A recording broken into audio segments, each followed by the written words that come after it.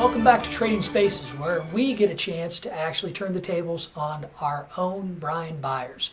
Now, before the break, we were talking about Governor Bruce Rauner. Yes. I'm a big fan of Governor Bruce Rauner. I am so happy that he was elected. I think it gives Illinois that balance. But I'm really excited about some of the people that he's put into place, and I think he's going to have to make some tough decisions. What are you hearing from your listeners about Governor Rauner? There's some trepidation, and that comes from the GOP too. You got to go back. All of the party people wanted Kirk Dillard, and all of our statewide elected office holders, our state senator, our state rep, they were all pushing Dillard, and everybody said Rauner's dangerous. What Rauner's dangerous too is the status quo, which I think is what Illinois needs. And I quite frankly think that the Republicans in the General Assembly have been okay being backbenchers. And they're all right with that. Get on the right committee, get your stipend, get your salary. He is a threat to the status quo, and it's what I like about him. And he's the idea that there are no sacred cows, that we've got to look at everything. This is what the state of Illinois has needed for a long time, and it's going to ruffle feathers. There's no doubt. He made a splash here on the whole right to work thing. In a town with a history of sort of a labor division.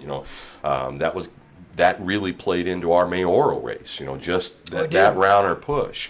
Overall, though, I like the guy. I like the fact that he's not beholden to anyone. I like the fact that I hope he's more of a John Kasich governor than he is a Scott Walker governor, realizing that you got to build some coalitions and you got to work across the aisle, and it's not going to all be done by, just breaking the backs of your opponents. And I think he's a smart enough guy to realize that.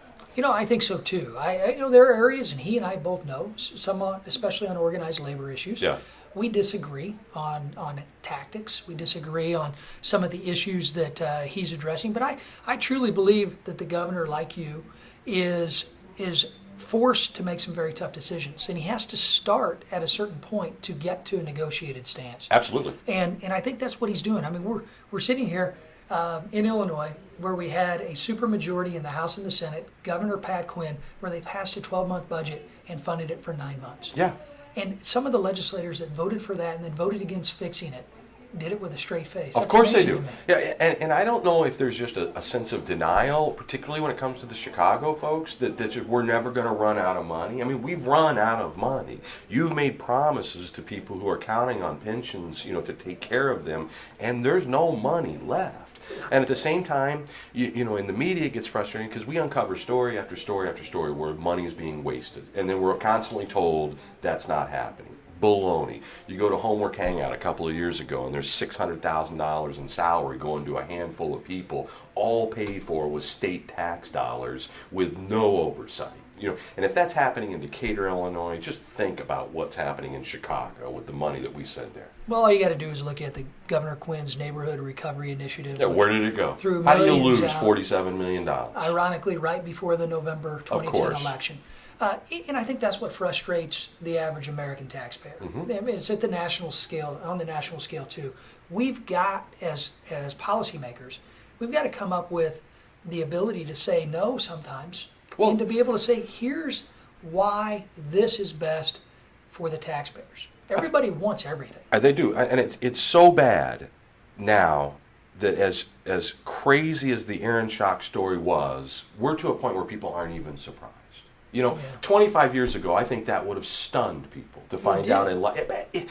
But the reaction immediately 25 years ago it did, back with the Rostenkowski. Exactly. People were appalled. Yeah. Now I think it's just, I really do believe a lot of people think everyone's doing it, just not everyone's getting caught. And that cynicism doesn't help us, but a lot of your colleagues feed into that cynicism. I know you got a lot of folks out there that you'll defend, quiet guys like you or gals that you work with on both sides of the aisle that are not doing it. But unfortunately, the leadership does a lot of it. Well, when it comes to Aaron, we had a good conversation about Aaron last week. He's a friend of both of ours. Mm-hmm. I hope that he's able to answer all the questions that are going to be put to him. But Aaron made a comment when he was first going through this somewhat of a investigative reporting. He said, every member of Congress, if you look, you'll find this. Well, the answer is no. No. In many of the issues that were being discussed, that's just not the case. But you see it though, right? It's tough. I would imagine it's a daily struggle to resist the temptation of that power. because it's. I think that's more perception than reality. I don't know. I mean, Aaron also compared himself to Jesus and Martin Luther King. I mean, there's something going on there when you can, with a straight face, sort of, I'm not aware of those comparisons. Yeah, what made it so natural for him to be able to live such a glamorous lifestyle on the taxpayer dollar and not think, how does this look? Let's set aside the legalities, of what he did. And as you said, he'll have his day, to prove or disprove that. But just the idea that it wouldn't offend people to be leading this jet set lifestyle on the taxpayers' backs. Yeah, I think there is much more of a cynicism toward elected officials now than there ever has been. And I can remember. And it's not party. I mean, it's everybody. Yeah. It's all you have to do is look at the approval rating. I mean, Congress is hovering between a 10 and 15% approval rating. That means they hate both parties when they're asked. But in many cases, they like their own member of Congress. It's always I hate Congress, love my congressman thing's been around for a long time. I had in 2002 when I was working for John Shimkus. Remember David Phelps? Absolutely. Phelps ran against Shimkus. The working man. Member versus member race. Yeah. We were blessed to be able to have some interns from Australia that wanted to get involved in politics. Denny Hastert said, hey, we're going to send him to the Shimkus race. So I supervised him for a month. And they just laughed at me when I told them we're going to go put our boss in a parade. Yeah. They said, we'd never do that in Australia. I'm like, why? Is it because they didn't like your party stance? They said, no, nobody does it. People in Australia hate all politicians. They will throw things at both sides. Show up and I laughed at that. And I said, where else can you meet a bunch of people in 1 hour? Right. But I see America going down that pathway. Yeah, but there's some optimism too. One of the things I took away from our consolidated election this week was that, we had the machine come into Decatur and try to influence a local race. I mean, it happened. Tens of thousands of dollars of union contributions coming from all over the state. You had the AFL-CIO doing robocalls. You had even Senator Andy Menard, the first time in the 20 years that I've been doing this radio show that a state elected office holder got involved in a local municipal race. And the people saw through it. And they elected the right guy, and it wasn't even close. So I do think the people, sometimes we tend to think they're not paying attention, and they're not vested, and they're not, but I think they are. I just think people will lead, you can lead them down a bad path, or you can lead them down a good path. And, I think if you get a good leadership and you get good people, you get the folks to respond. There's just too much bad coming out of Washington, D.C., and just not enough answers. Solutions make everything taste a little better. And the economy's rolling and people are working, and, I think this is partly, we've had a tough 7 or 8 years. I mean, it's been tough out there. But Decatur, and I was having this conversation with Paul Osborne today, Decatur has had some very big successes over the last few years. Oh. But those successes sometimes get bogged down in the perception that Decatur has a high unemployment rate. It does. And we can fix that by putting people back to work. We've also had the largest drop in unemployment rate in the rest of the state. And Decatur has so many good things to talk about, but we still seems like they can't get over the perception. There's an internal and an external problem, right? Yeah. There's plenty of people that live here that have that perception themselves, and they perpetuate it. And all you have to do is spend any time on social media, and you'll run into them. And then there's an external perception of what Decatur is, of people from the outside looking in. When we have somebody move here for our company, we've just had 2, high management positions, our general manager and our sales manager, move from Danville to Decatur and Springfield to Decatur, and it doesn't take them very long to have their eyes open to what they thought the perception was and what the reality is. And I'm sure you learned that as a Millikan student and running for office and being back in this area. Well, I always consider Decatur my second hometown. Mm-hmm. It's where I lived outside of Taylorville. I really enjoyed my time at Millikan University. And back in 1992, 89 to 92 when I was here, was back when we had the labor strife.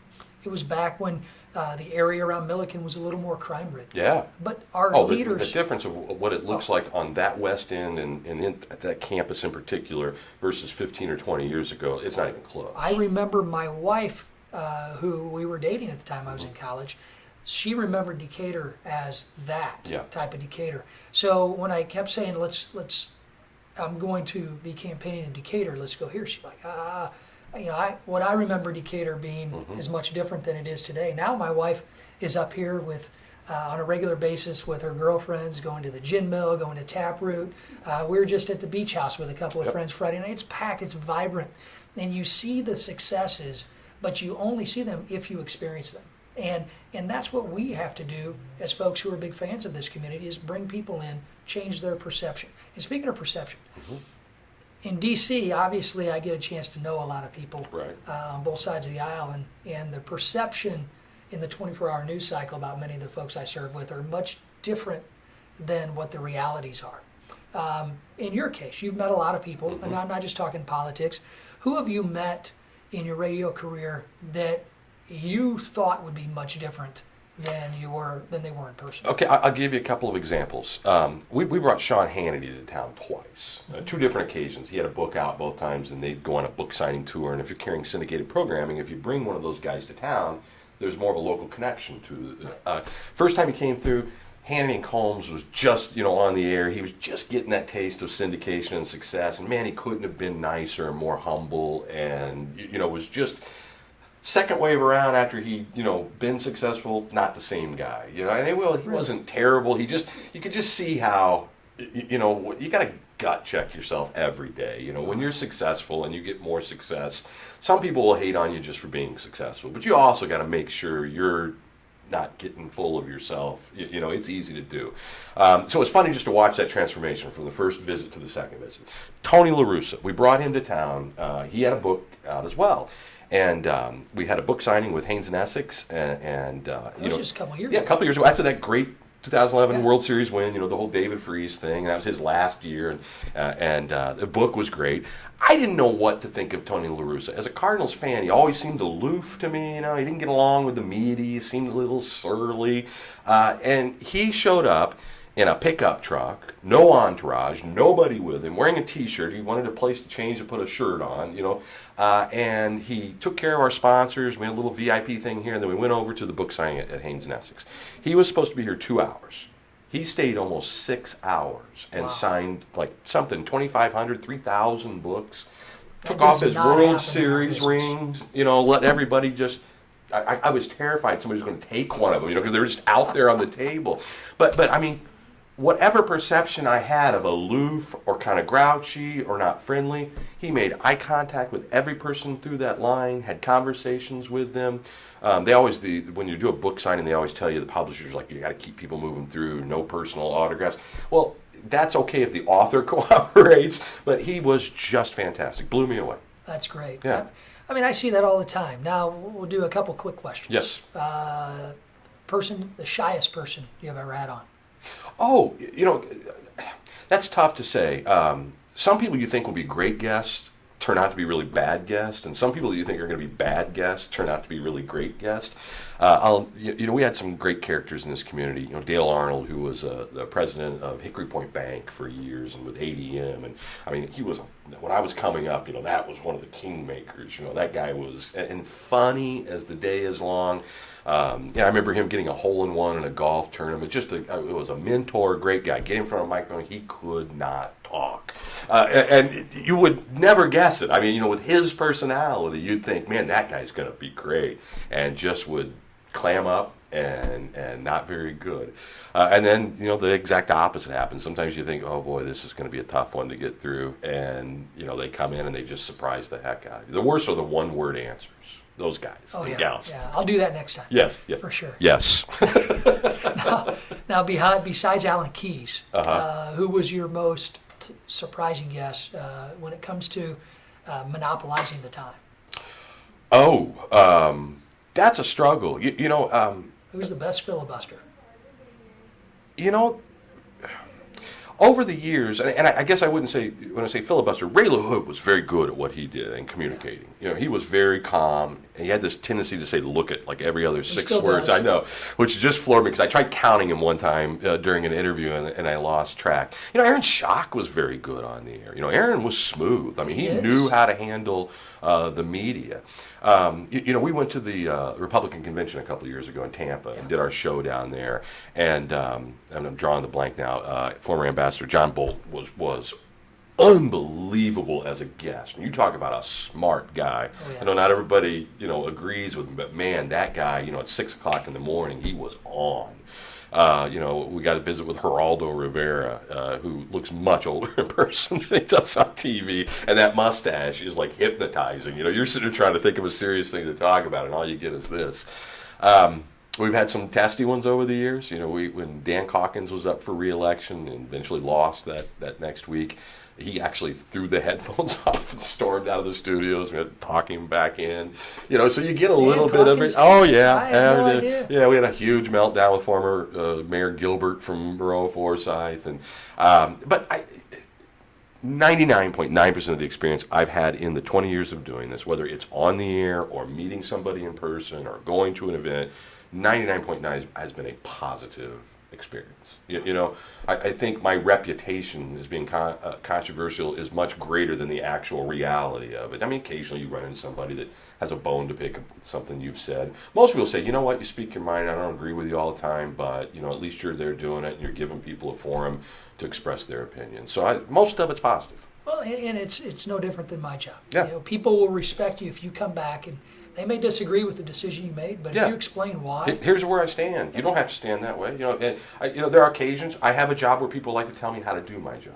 I don't think the insurance Welcome to my agent, world. right. But the guy selling insurance, not a lot of people show up at his office and go, you know what I think would be better for you to do while you're selling your insurance.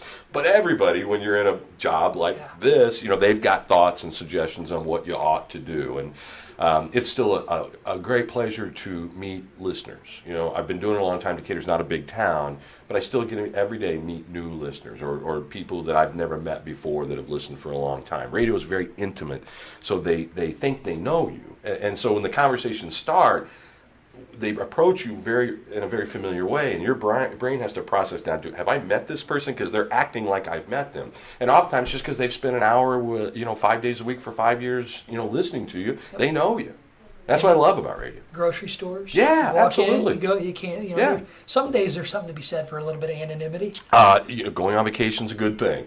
There are times, you got your family with you, or it's okay. This maybe really isn't, the time. Social media has changed that a lot. We communicate differently. When I started, talk radio kind of replaced neighbors talking to each other over the fence, right? Mm-hmm. And now, what used to be kind of call-driven is, and then we went through kind of an email phase of correspondence, and now a lot of it's done on social media. So the biggest change in my job is that 20 years ago I did a shift that was from 6 to 9 a.m. Now I go on the air at 6, but at 8:30 at night I'm still on Facebook or Twitter having a conversation that started 12 hours earlier. It's just I'm sitting on my couch with an iPad, still communicating with listeners. And also conversely, not having a chance to back away. Yeah. Really, and there's occasionally you'll take a weekend where you just say, okay, I'm going to put all this down and I'm not going to pay attention to it. It's hard to do because that's not the way people live their lives anymore. They want what they want, when they want it, how they want it, which is part of this product. We're not just 3 hours a day in the morning. People can watch this anytime they want. Do you think we need some social media rules of engagement? Oh, I think it's the horses out of the barn on that one. There is. It's funny because a lot of people are flocking to Instagram because it's a very positive space and people love pictures and they like to see other people's pictures, and you can kind of connect with people all around the world that have the same interest you do. And Twitter is just a mean place. I mean, it's just mean. I mean, I don't care if you're a sports fan or it's DC.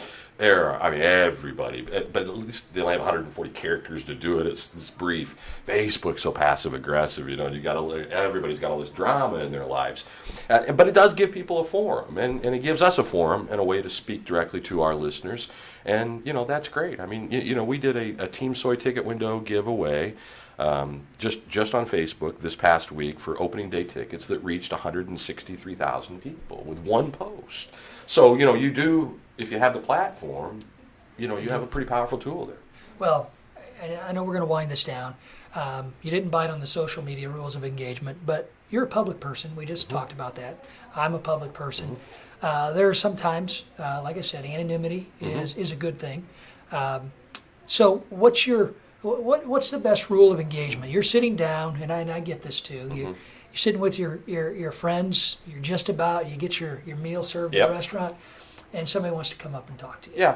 How do you deal with it? You do it. You talk to them. I mean, it's the trade-off. I have been able to do unbelievable things because of what I do for a living. I've got to travel all around the world. I've got to meet a lot of great people. I've got to attend things. I mean, I got a front row seat, you know, to the Republican National Convention. I've had FaceTime with the President of the United States. You know, I mean, that is, to me, I don't take it lightly. And so if the trade-off that is a little bit of inconvenience, when someone genuinely just wants to shake your hand and say hello or tell you what they think about something, that's an easy trade. It is, and sometimes it's difficult for the people you're with. Yes. They don't understand. The 11-year-old looks at it like, what, you know, they're not clear, you know, and I'm mindful of that and mindful about, you know, I don't share all the information. You know, people don't need to know, you know, he doesn't need to carry any of the baggage, you know, from my professional life. And so there's a line, but most people understand that. Very much so. And most people, especially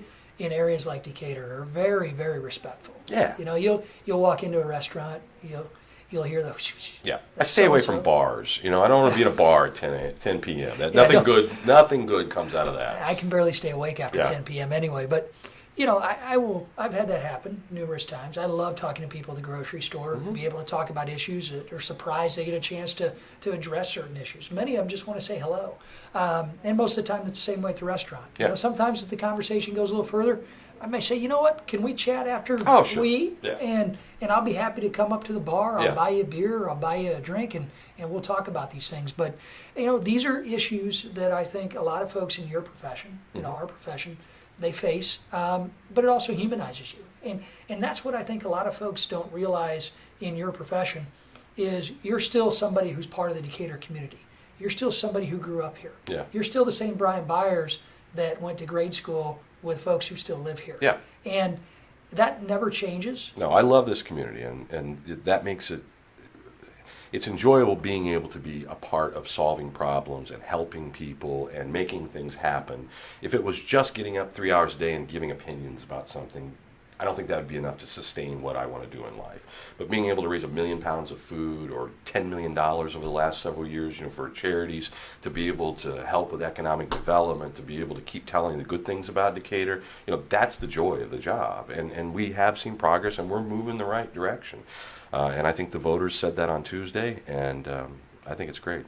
You did a really good job as the first one of these. You set the bar very high. Well, I tell you what, we're going to end this. I do want to say, Brian, thank you for all you do for this community. Thanks for giving me the opportunity to be here. I got a grit coin at your staff meeting that I walked into today, so Beth Newhoff, I'm giving my grit coin to Brian Byers. All right, Congressman Davis.